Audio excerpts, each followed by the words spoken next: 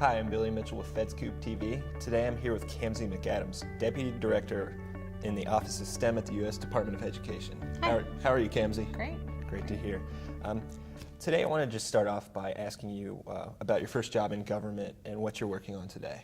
Great. So when I was in high school, I got a job at the U.S. Department of Energy at the Western Area Power Administration as a student trainee in engineering. And it was a co-op program that they used for students who were interested in energy careers.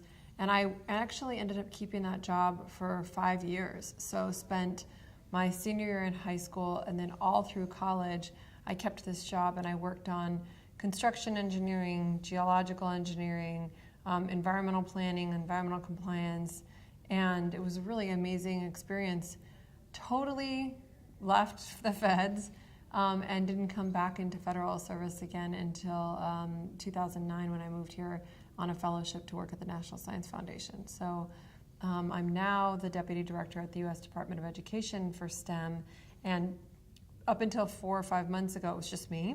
We were working on STEM from a policy and budget perspective, and what we've really done now is we've really branched out and created a team of STEM people, including myself, including our executive director who came over from DARPA, including 2 fellows that came on for 2-year positions to work on informal STEM and on policy, and then a new 1-year fellow who's working on non-cognitive and cognitive science. So as a member of that team, we're working on all aspects of P through 20 STEM, higher education, workforce development, informal STEM, and really trying to be the lead agency in the K through 12 space to really promote the STEM teaching and learning in the public schools. It's quite a path. Yeah. But you mentioned you started off with a background in engineering. So you started off with early STEM experience. What did you do after that as far as your STEM education? Oh gosh, I've been all over the place. So I started out at the Colorado School of Mines on a full ride scholarship, and it was during that time that I was working at WAPA. That's our acronym speak for Western Area Power Administration, and then transferred to the University of Denver so that I could add a double degree. So I was also majoring in political science. I thought that I wanted to become a professor of political science. So I went to a PhD program at Berkeley, not having to do with STEM at all, and was tutoring after school math and science for an after-school program in West Oakland, and found that I really loved the students and the math and science more than I loved the graduate students and the policy.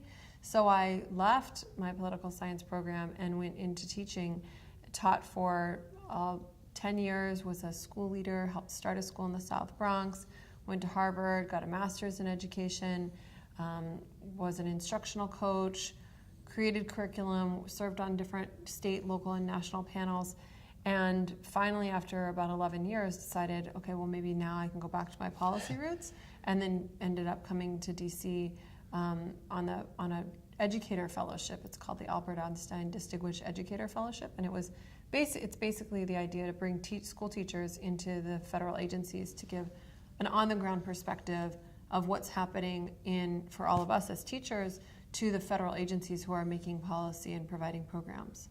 Yeah, that's interesting how you could bring those two fields. Yeah, it was a little bit circuitous, but now where I'm at now, it feels like a very good mix. It feels like a good natural landing spot for me as a teacher to be helping craft policy that affects teachers. Yeah, and I'm sure with that education background, you mentioned opportunities not only as a teacher but as a tutor and somewhat of a coach, that there was plenty of opportunities to be a mentor. Yep. How do you see mentorship in the STEM field? Is it pretty important? So what pulled me into teaching was meeting an 8-year-old, so a young African-American child going to a very, very, very low-income school. She lived in a 1-bedroom basement apartment with 9 other people. So she's definitely, the type of kid that we want to reach in our equity agenda. And she, at 8 years old, decided that she hated math and science.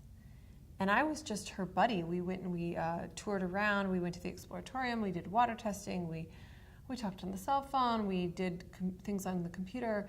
And I was just supposed to be a mentor. I wasn't trying to become a teacher.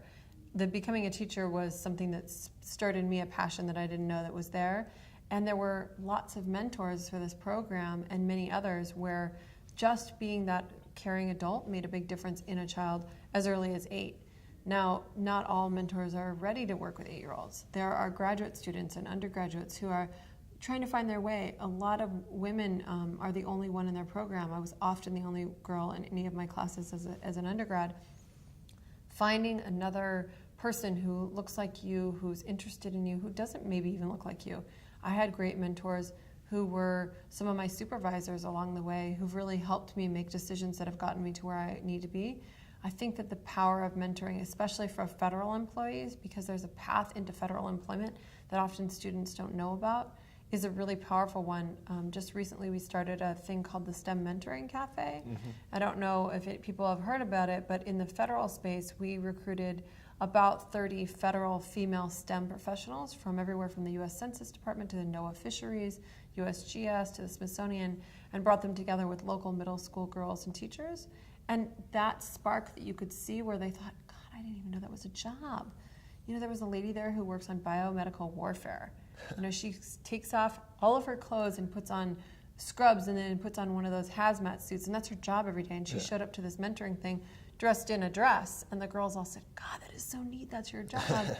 And I think that power of mentorship is something that we could really take forward. It's a small step, and it would be a way for all of us to impact the future trajectory of STEM students. Absolutely.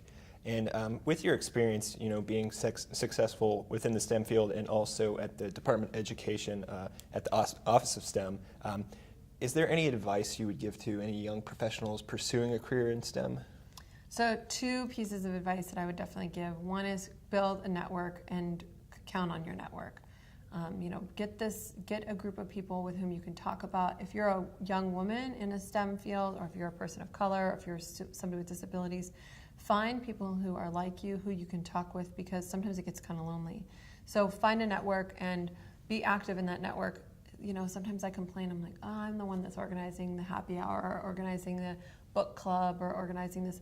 But that's really the reality, is that there's often a lot of people around you that might make it seem like your task is daunting, but if you have a great network, that won't feel as bad. And the second thing is, don't forget what your passion is. So my passion is the little girls like Sasha who hated math and science at 8 years old, or the teachers who are wondering whether they can last another year of grading papers and testing. And you have to keep yourself focused on that passion in order for yourself to come to work every day and go to the endless meetings and to come and, you know, talk at the millions of talks, because I think that there's a lot of passion in STEM for creativity and problem solving that if you hold on to that would really help you move forward in your career. Absolutely. That's great advice. Great. Well, that's all I have for you today, Camsie. Thanks a lot. Yeah, absolutely. Thanks for joining us. Thanks. I'm Billy Mitchell. Thanks for watching.